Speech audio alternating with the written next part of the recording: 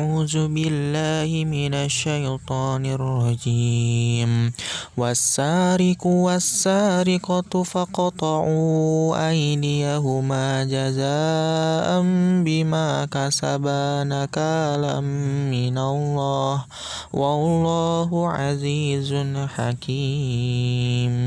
Laki-laki yang mencuri dan perempuan yang mencuri, potonglah tangan keduanya sebagai pembalasan bagi apa yang mereka kerjakan sebagai siksaan dari Allah. Dan Allah Maha Perkasa, Maha Bijaksana.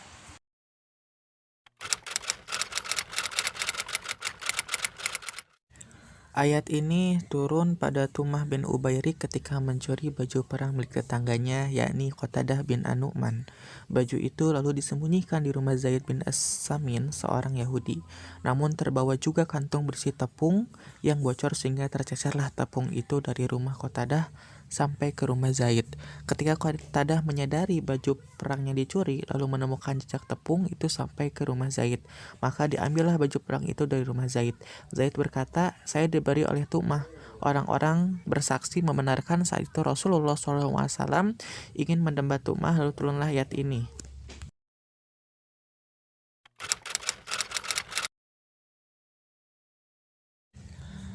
Laki-laki yang mencuri dan perempuan yang mencuri, potonglah tangan keduanya sebagai pembalasan bagi apa yang mereka kerjakan. Perkataan asariku berarti laki-laki yang mencuri, dan asarikotu berarti perempuan yang mencuri. Hukumnya adalah faqta'u aydiyahuma, potong tangan si pencuri tersebut. Lalu apakah semua pencuri hukumnya sama dipotong tangannya? Al-Zazairi berpendapat bahwa yang berhak dihukum potong tangannya adalah pencurian senilai 1/4 dinar ke atas.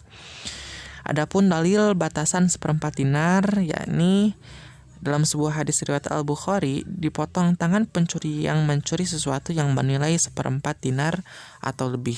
Adapun yang disayangkan bila hakim hanya menghukum orang kecil tapi membiarkan orang besar atau tokoh tidak mendapat hukuman. Inilah yang dikecam oleh Rasulullah SAW karena menjadi sumber kehancuran suatu bangsa atau negara. Dalam riwayat di Al-Bukhari dijelaskan bahwa adapun setelah itu sesungguhnya telah hancur orang-orang sebelum kamu. Jika ada pencuri dari kalangan orang besar atau tokoh masyarakat, maka mereka dibiarkan tidak dihukum. Jika yang mencuri itu orang-orang kecil dan lemah, maka mereka ditegakkan hukum. Maka aku bersumpah dengan nama Allah Subhanahu wa taala yang siri Muhammad di tangannya, andaikan Fatimah putri Muhammad mencuri, maka aku akan potong tangannya.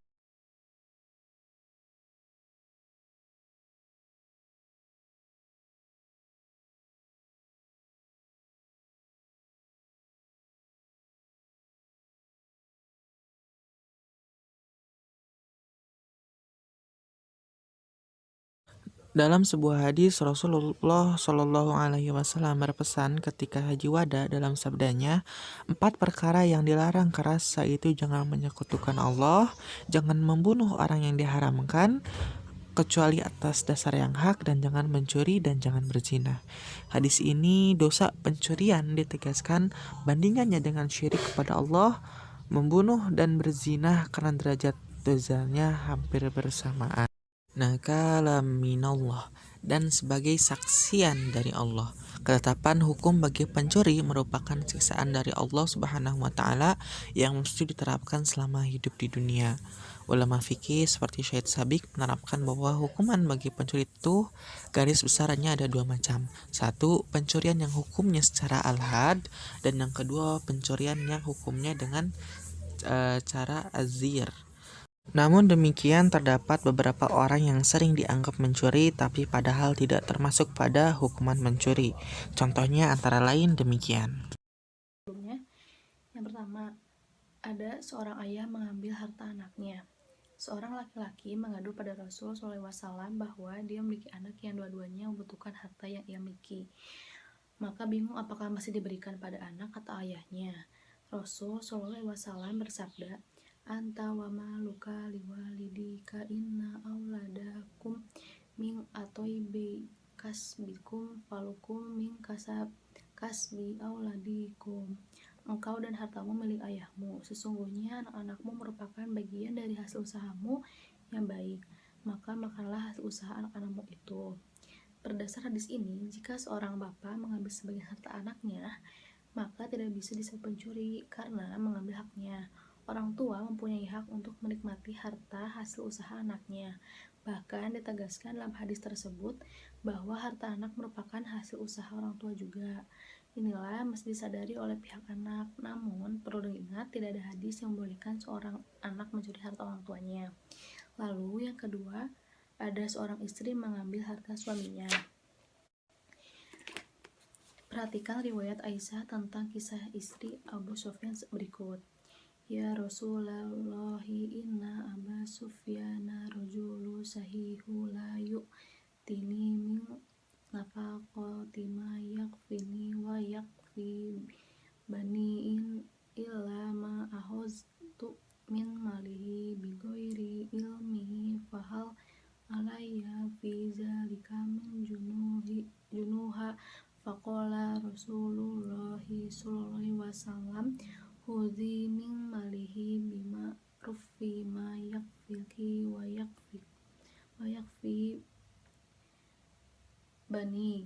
baniki. Wahai Rasul, sungguhnya Abu Sufyan itu seorang laki-laki yang sangat kikir. Dia tidak memberi nafkah padaku dan pada anakku yang mencukupi, kecuali apa yang kau ambil dan dari hartanya tanpa sepengetahuan dia. Apakah aku mengikul dosa atas perbuatan itu? Rasul bersabda, ambillah dari hartanya secara ma'ruf apa yang mencukupi kebutuhanmu dan mencukupi kebutuhan anakmu. Petunjuk Rasul ini mengandung arti antara lain yang pertama, dalam harta suami terdapat bagian istri dan anak. Yang kedua, mengambil hak sendiri tidak menjadi dosa. Yang ketiga, yang boleh diambil sebatas kebutuhan, bukan mengikuti yang diinginkan. Lalu yang keempat, ukuran yang diambil mesti berpedoman pada hukum ma'ruf. Yang kelima, bolehnya istri mengambil harta suami selama tidak memberi nafkah. Jika ternyata suami tidak memberi nafkah, maka istri tidak mempunyai hak mengambil harta suaminya. Dengan demikian, seorang istri yang mengambil milik suami yang pelit, maka tidak bisa dihukum mencuri karena mengambil haknya. Lalu yang ketiga ada wallahu azizul hakim, dan Allah maha perkasa lagi maha bijaksana.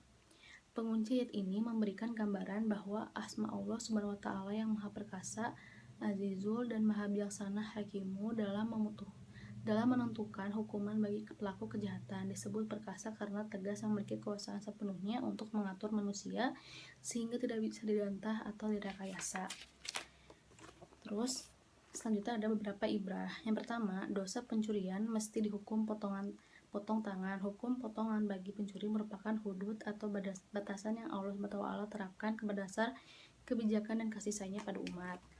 Kedua, hukuman diterapkan bagi pencuri sebagai siksaan duniawi yang termasuk balasan bagi mereka dan sebagai taubat dari kesalahan pelakunya. Yang ketiga, pencuri yang dihukum potong tangan bila harta yang dicurinya di atas 1/4 dinar atau 3 dirham. Yang keempat, vonis hukuman untuk pelaku kejahatan mesti disesuaikan dengan dosa yang diperbuat. Yang kelima, sumber kehancuran dan kesesatan masa silam diantaranya pencuri dari kalangan tokoh pembesar dibebaskan dengan dosa yang diperbuat. Yang kelima, sumber kehancuran dan kesesatan masa silam diantaranya pencuri dari kalangan tokoh pembesar dibebaskan, sementara yang kecil dihukum. Yang keenam, taubat dari pencuri dengan cara mendapat hukuman sesuai dengan ketentuan, kemudian segera menyesal.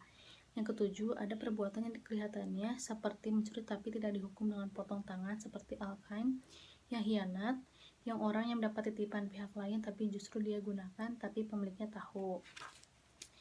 Yang ke-8, pencurian ada yang termasuk sir al-kubro seperti pencurian dengan kekerasan, ada pula yang sir al-sugro merupakan pencurian tanpa kekerasan tanpa mengganggu fisik pemilik.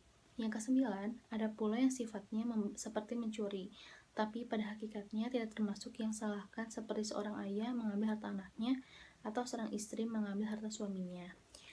Lalu selanjutnya ada beberapa implikasi. Yang pertama, Al-Islam merupakan pedoman hidup yang lengkap, mencakup berbagai kehidupan mulai dari individu hingga masyarakat yang lebih luas.